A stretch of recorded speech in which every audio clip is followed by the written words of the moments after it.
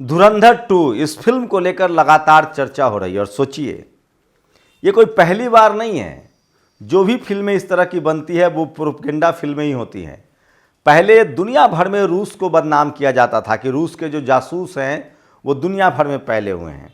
और पहले मोसाद को महिमा मंडित किया जाता था, जो इजराइल का जासूसी एजेंसी है।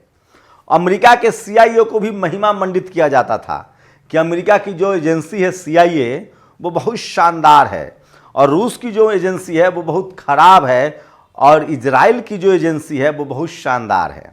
इस पर न जाने कितनी फिल्में बनी है। एक तो सीरीज चली थी 007 जेम्स बॉन्ड, जिसमें CIA का एजेंट जो अमेरिका की जांच एजेंसी है। लेकिन सोचिए, ये जो फिल्म है धुरंधर 1 था या धुरंधर 2, ये तमाम फिल्में Kerala story, Bengal story, Jaipur files, ये सब कुछ सत्ता के इशारे पर बनने वाली फिल्म है, जिसमें जानबूझकर हिंदू मुस्लिम का एक पुट दिया जाता है और लोगों को उकसाया जाता है और लोगों को बताया जाता है कि ये कहानी है। और ये लोग कौन बना रहे हैं? ये वो लोग बना रहे हैं जो इस देश में लगातार युद्ध हारते रहे हैं। इस फिल्म के जो डायरेक्टर हैं या जो लोग इस फिल्म को प्रमोट कर रहे हैं या बना रहे हैं, उन लोगों का जब बैकग्राउंड चेक कीजिएगा तो उन लोगों का बैकग्राउंड पेशवाओं से मिलता जुलता रहा है।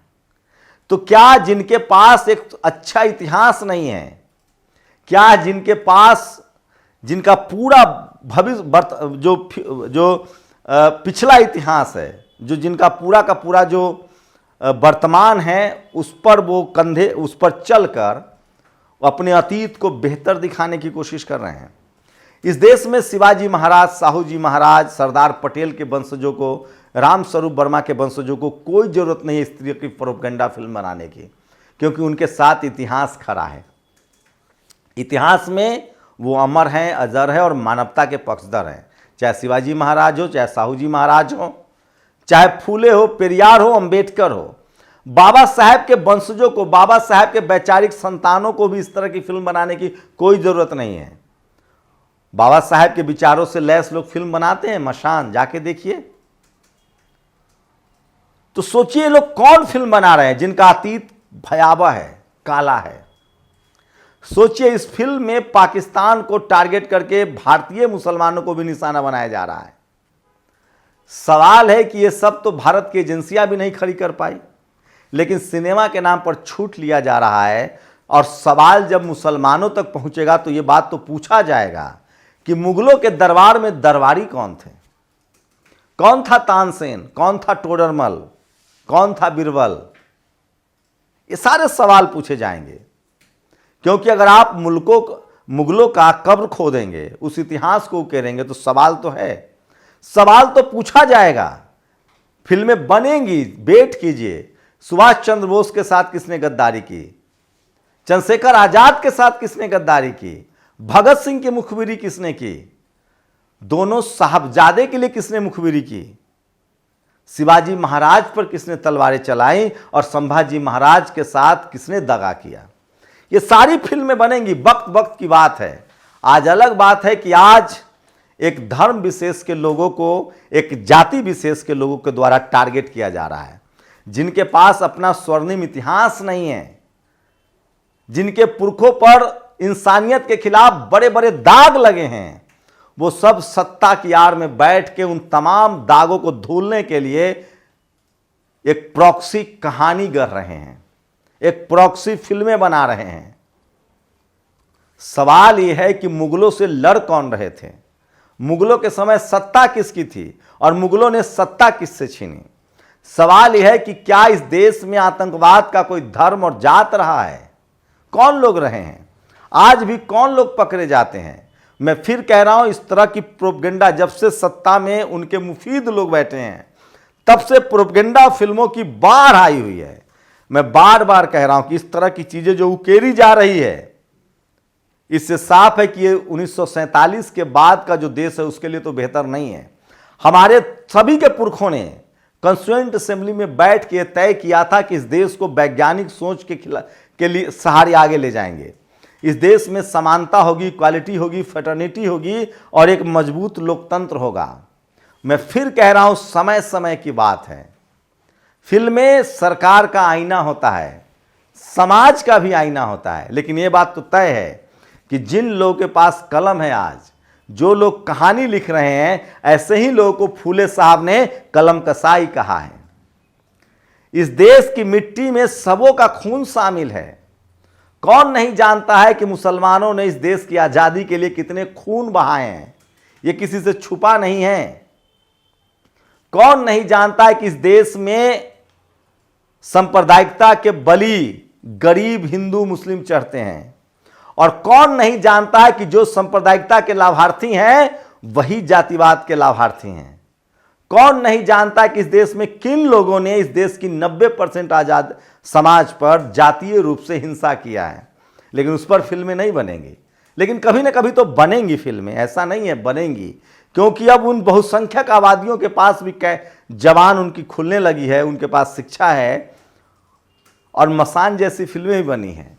तो धुरंधर सरकार और सत्ता के समीप उन लोगों ने एक कहानी गढ़ी रची है जिनका अपना अतीत बहुत खराब है, जिन पर गैर मानवीय काम करने के इतने सारे आरोप लगे हुए हैं, ऊंच नीच के जिन लोगों ने भेद फैलाए हैं, वो लगातार कोशिश कर रहे हैं कि पिछले 10 साल में जब आरएसएस की सरकार है तो एक जाति विशेष के लोगों को, मजहब विशेष के लोगों को हाशिए पर डाला जाए।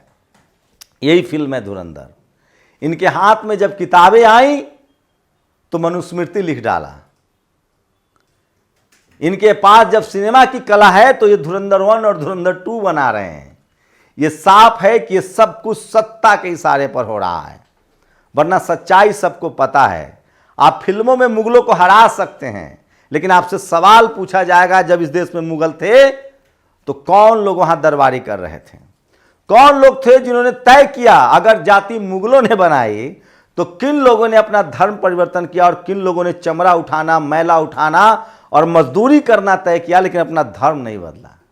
ये सब सवाल पूछे जाएंगे। और जब लोग, वो तबका, जब स्कूल कॉलेज हमारे जैसे लोग जाएंगे तो वो तमाम सवाल उठाएंगे कि अंग्रेजों के साथ कौन उठते बैठते थे, कौन लोग चाकरी करते थे, किन लोगों ने गुरु गोविंद सिंह साहब के साथ गद्दारी की, किन लोगों ने चंद्रशेखर आजाद के साथ गद्दारी की, किन लोगों ने भगत सिंह से गद्दारी की, कौन लोग मुखबिर थे, और कौन लोग आज सत्ता में बैठकर अपने आप को बहादुर और मजबूत कहने की कहानी कर रहे हैं। हम सब जानते हैं इसी देश में एक जहाज हाईजैक हुआ था और कैसे आतंकवादियों को वहां लेकर जाकर छोड़ा गया था। उस पर भी कभी ना कभी कहानियां गढ़ी जाएंगी। तो यह सत्ता का स्वरूप होता है। जो सत्ता होती है वो अपने आसपास ऐसी कहानियां गढ़वाती है, बनवाती है। फिल्में बनाते हैं, कहानियां बनती है, गाने लिखे जाते हैं। ये सत्ता का असर है, सत्ता का दबाव है। भोपाली की कविता है कि अगर मैं भी सत्ता को गह लेता तो मैं भी महलों में रह लेता। ये वक्त भी बदल जाएगा, इसलिए इस फिल्म को फिल्म की तरह देखिए। इसको जानबूझकर इतना आत्मकेंद्रित मत करिए। हम जानते हैं संभाजी महाराज पर भी फिल्में आई, उस फिल्म को भी लोगों ने देखा, लेकिन किनके खिलाफ नफरत बोया गया ये बात ठीक है, लेकिन यह नहीं बताया गया कि उनके साथ गद्दारी किन लोगों ने की थी। यह नहीं बताया गया कि संभाजी के मांस के टुकड़े को जोड़ जोड़कर